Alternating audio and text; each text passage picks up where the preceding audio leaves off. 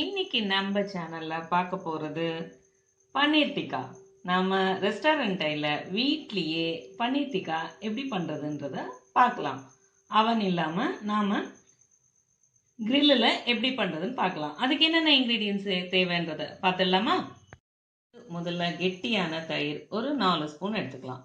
நான் இன்னைக்கு 200 கிராம்ஸ் பன்னீர் எடுத்திருக்கேன். அதுக்கு தேவையான இன்கிரீடியன்ஸ் தான் நான் இப்போ சொல்றேன்.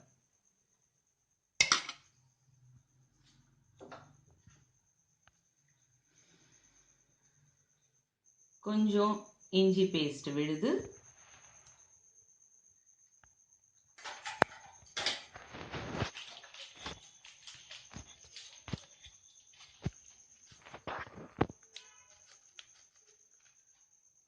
ஒரு 1/2 ஸ்பூன் சாட் மசாலா, மல்லி பவுடர்,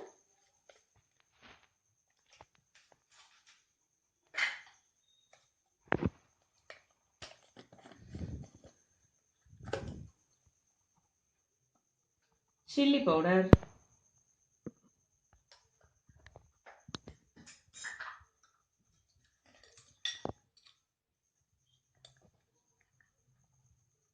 பெப்பர்,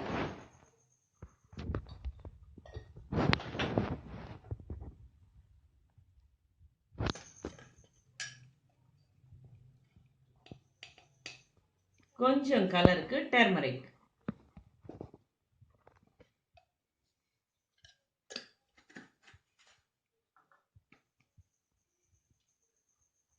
இப்போ இதெல்லாம் நல்லா நாம கலந்துக்கணும்.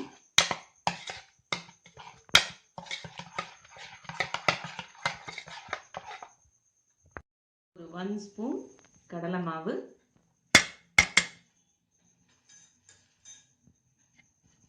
தேவையான சால்ட். இதெல்லாம் நம்ம நல்லா கலந்துட்டாச்சு. இது கட்டி இல்லாம கலந்துக்கலாம்.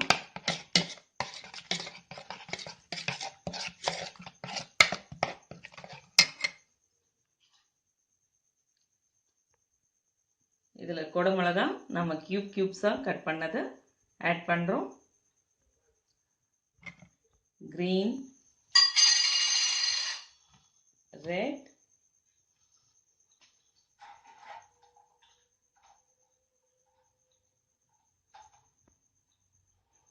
yellow capsicum கூட போட்டுக்கலாம். கொஞ்சம் ஆனியன்ஸ்,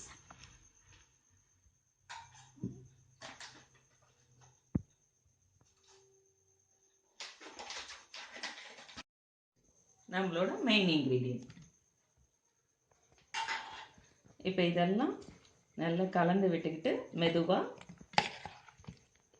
பன்னீர் எல்லாம் நல்லா டிப்பார மாதிரி ஸ்ப்ரெட் பண்ணிட்டு ஒரு 1/2 hour நம்ம ஃப்ரீஸ் பண்ணிட்டு வச்சா இந்த காரெல்லாம் பன்னீர்லையும் வெஜிடபிள்ஸ்லையும் நல்லா மேக்ரேட் ஆகும். அதுக்கப்புறம் நாம கிரில்லிங்ல எப்படி நாம டிக்கா பண்ணலான்னு பார்க்கலாம். இப்போ பாருங்க, நம்ம நாப்ல செட் பண்ணி வச்சிட்டோம். இப்போ இதை நம்ம எப்படி கிரில் பண்ணலான்றத பார்க்கலாம். நல்ல ஸ்மோக் ஸ்மெல் வருது. ஒவ்வொரு பக்கமும் இப்படி நம்ம கிரில்லரில் திருப்பி வச்சுக்கிட்டே இருந்தால் நல்லா ஈவனாக எல்லா பக்கமும் நமக்கு ஃப்ரை ஆகும். செம்ம ஸ்மெல்லாக இருக்குது, பார்க்கும்போதே எம்மியாக இருக்குது.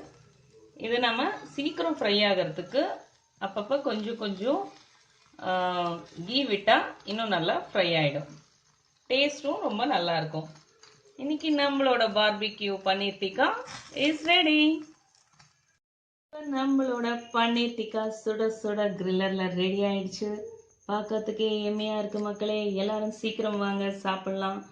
ஈவினிங் இந்த அருமையான பொழுதை நாம இன்னைக்கு பன்னீர் டிக்காவோட கழிக்கலாம். இதை நம்ம சர்விங் ட்ரேக்கு மாத்திடலாமா?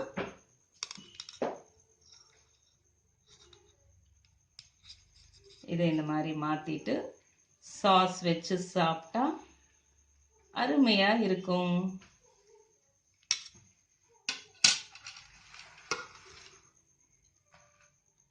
நம்மளோட பன்னீர் டிக்கா இஸ் ரெடி.